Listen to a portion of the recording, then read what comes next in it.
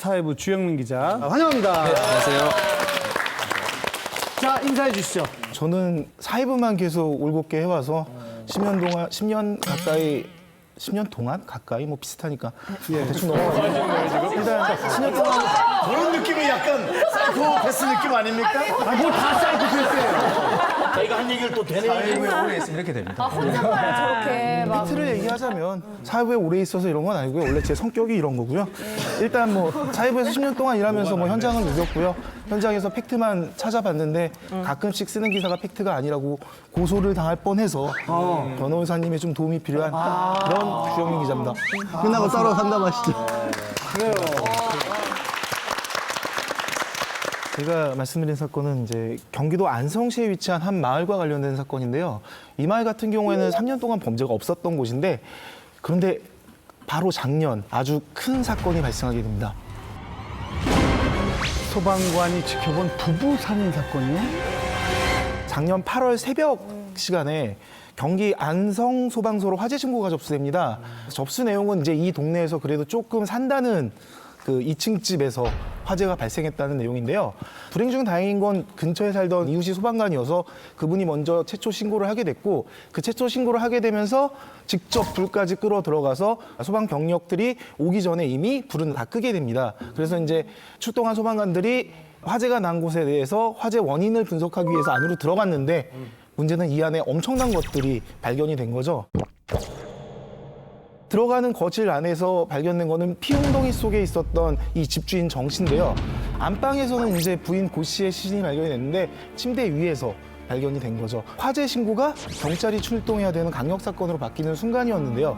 안에 고 씨의 시신이 발견된 안방 침대에는 좀 낮은 위치에서 혈흔들이 발견이 된 거예요. 이게 무슨 말이냐면 고 씨가 엎드려 있는 상태에서 누군가 들어와서 둔기나 흉기로 가격을 했다라고 생각할 수 있는 거고요. 또 주변에 저항하는 흔적이 하나도 없었기 때문에 방어를 할 수 없는 상황에서 습격을 받았다고 볼 수 있는 거고요. 그다음 밖에 있었던 남편인 정 씨의 시신 같은 경우에는 온몸에 이제 그러니까 뭔가 방어흔 같은 것들이 존재를 하고 있었고요. 그러니까 이 말은 무슨 말이냐면 안방에 있는 부인 고 씨가 범인한테 범행을 당하는 걸 눈치채고 나와서 다툼을 벌이다가 살해를 당한 거 그렇게 보이는 거죠. 이때 새로운 단서가 하나가 딱 발견이 되는데요. 사건이 일어나기 한 보름 전쯤에 정 씨와 같이 거의 부자였던 사람네 집에 주거침 미수 사건이 하나가 발생을 한 거예요. 그러니까 경찰 입장에서는 이 사건은 돈을 목적으로 한 동일범의 소행의 가능성이 높게 점쳐지게 된 거고 그러면서 최근 경제적으로 어려움이 있으면서 그다음에 집에 들어와서 이 사람의 일면식이 있었던 사람이 이제 수사 대상에 오르게 된 거죠. 근데 참 이상한 일이 하나 또 발생하게 되는 거예요. 수사 대상을 이제 새롭게 설정하고 수사를 이어가고 있을 때, 그러니까 열흘째 정도 됐던 시점에 갑자기 최초 신고자였던 최 씨가 자살을 한다라고 119로 그 아들이 신고가 들어온 거예요. 그래서 그 장소를 가게 된 거죠.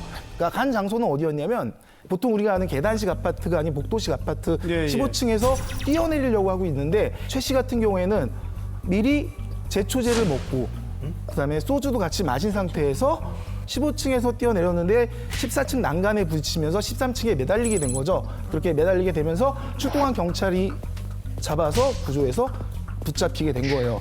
자, 이제 되게 황당한 얘기가 여기서부터 시작되는 건데 구급차 안에서 이제 최 씨가 모든 걸 포기한 듯이 자기 범행을 다 인정을 하기 시작한 거예요. 자신이 평소 친하게 지냈던 그 부부를 살해하고 불을 질렀고 죄책감에 제초제랑 소주를 마시고 내가 아파트에서 뛰어내려가서 자살을 하려고 한 거다. 그럼 이 범죄가 왜 이루어진 건지 알고 봤더니 최근에 몇 년간 동료들하고 도박을 했던 거예요. 그래서 수억의 도박빚을 졌고 그 빚에 쫓기는 상황에 처하자 범행을 계획해서 벌인 거죠. 결국 이 사건은 지난달 4월에 선고 공판이 열렸는데 결국 최 씨는 강도 살인 및 현주 원조물 방화죄로 무기징역을 받게 됐습니다. 현재 최 씨에 대한 항소심 재판이 진행 중인데요. 지금 이제 검찰도 항소를 했고 최 씨도 항소를 했는데 검찰 같은 경우에는 같이 청구했던 전자장비 부착 명령을 법원이 받아들이지 않는 부분 때문에 항소를 했다고 설명을 하고 있고요.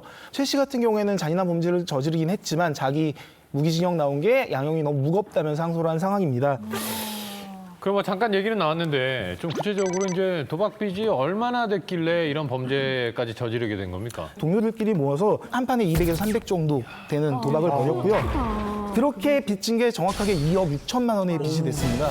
최 씨가 돈이 필요해서 벌인 범죄가 됐기 때문에 재판부에서는 역시 이 소방관들도 같이 처벌을 했는데요. 이분들한테는 벌금 1,000만 원 또는 뭐 집행유예 정도로 형을 내리는 상태에서 끝났다고 합니다. 근데 그러기에는 막 본인이 살인을 저지르고 뭐 그 현장에다 불 내고 그리고 자기 신고한 다음에 그 죄책감 때문에 자살을 기도하고 이게 좀 너무 이상하지 않아요? 최 씨는 경찰 조사 자체에서는 원래 금품만 훔치려고 했고 그러기 위해서 집을 찾았다라고 얘기는 했어요.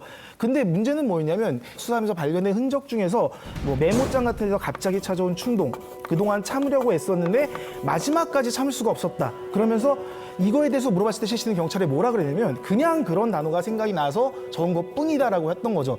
거기에다가 이 사람은 뭐라고 또 얘기를 했냐면 그때 온 취재진이나 수사진한테 나는 내가 최초 신고를 하면 용의자 선상에 제일 먼저 오를 걸 알고 있었지만 그럼에도 불구하고 옆집까지 불이 번질 경우에는 큰 사고로 이어질 거니까 나는 그걸 막기 위해서 불을 먼저 끈 거다라고 당당하게 인터뷰를 할 정도로 대범함을 보이기도 했습니다. 그리고 또 하나 더, 이 사람이 살인을 하러 갈 때 망치와 또 다른 흉기, 날카로운 칼 같은 거 2개를 들고 갔고 그 2개를 모두 이용해서 이 정 씨 부부를 살해를 했거든요. 이런 점에 비춰봤을 때 이 사람이 단순히 돈이 급해서 충동적으로 살인했다기보다는 그 살인을 하기 위해서 그 집에 들어간 게 아니냐는 그런 의심은 여전히 남고 있죠. 이상 문제가 있는 것 같은데요. 글쎄 검찰에서는 사이코패스 아니냐 이런 의심을 했는데 제가 볼 때는 이게 상당히 좀 방화광에 해당하는 방화광. 네, 그러니까 애당초에 불에 대한 어떤 집착이 있기 때문에 소방수가 되거나 이럴 수가 사실 있거든요. 아, 그런 경우가 있어요? 네, 실제로 있습니다. 2005년도에 시카고에서 비슷한 사건이 있었는데요.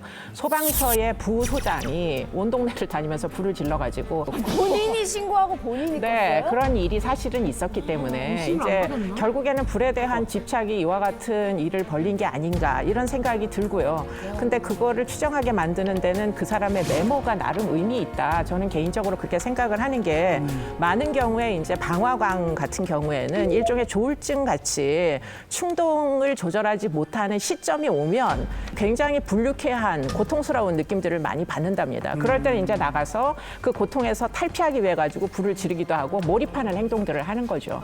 아마도 그와 같은 충동을 명명한 게 아닌가 그런 생각들이 들죠. 이제 와서는. 예. 아니 뭐 무섭다. 죄책감에 자살을 시도했다고 아까 그런 얘기가 나왔는데 그러다가도 갑자기 죄책감에 시달리기도 할 수 있을런지 모르겠네요. 조울증의 특징이 그와 같이 이 희노애락이 굉장히 심하다는 거예요. 그렇기 때문에 어떨 때는 끔찍한 범죄를 저지르기도 하지만 뒤돌아서면 또 후회 때문에 자살 시도를 하기도 하고 이렇게 불안정한 정서 상태가 유지된다는 거죠. 아마도 틀림없이 자살 의지는 있었을 것 같다는 생각은 있습니다. 수상국은 어떻게 생겼냐면 이게 자살을 하려고 한 건 일종의 쇼라고 생각을 한 것 같아요. 이 사람이 마신 제초제 자체가 독성이 강한 제초제가 아니었대요. 거기에다 마신 양이 또 극소량이라는 거죠. 아니, 근데 그다음에 15층에서 떨어지는 게 이 부분이 이제 핵심이 되는 건데요. 15층이 여기가 아까 말씀드렸듯이 계단식 아파트에서 그냥 뚝 떨어지는 게 아니라 여기는 말씀드렸듯이 복도식 아파트였어요. 이 말은 무슨 말이냐면 난간이 있는데 평소 소방관들은 그런 훈련을 하는 거예요. 난간에 매달려 있거나. 왜냐면 불 나고 높은 데서 끄다가 피할 경우에는 어쨌든 잠깐 머물러야 할 때 그런 훈련들을 상시적으로 한다고 하더라고요. 그래서 그런 것들을 비춰봤을 때 이 사람이 자살을 하려고 하는 거는 오히려 자신의 죄를 좀 더 감경시키고자 하는 그런 계획적임이 있지 않았을까라고 생각을 하고 있고요. 결국에는 수사기관은 여전히도 사형을 받았어야 되는 게 아니냐라고 말할 정도로 근데 이제 이 계획범죄로 검찰에서 생각을 하고 이제 있더라고요. 이야기한 내용이기 때문에 아마도 본인들이 좀 더 엄중한 형량을 선고를 받기 위해 가지고 그래서 좀 더 이 사람의 나쁜 의지를 이렇게 피력을 많이 했을 거로 추정이 되고요. 전과가 하나도 없다는 건 이건 중요한 사실이거든요. 사실 사이코패스적 성향이 있는 사람이 사실 전과가 없기가 굉장히 어렵습니다. 네. 중 기자 마지막으로 정리해 주시죠. 모두 기억하실 텐데요. 미국 9.12 테러 때 이때 한 600명의 소방관들이 무너지는 건물 안으로 뛰어들었지만 그분들은 아무도 돌아오지 못하셨습니다. 그러니까 이런 살신성인은커녕 방화라는 게 말이 안 되잖아요. 그래서 소방관 명예를 좀 더 이상 더럽히지 않았으면 좋겠다는 생각이 듭니다.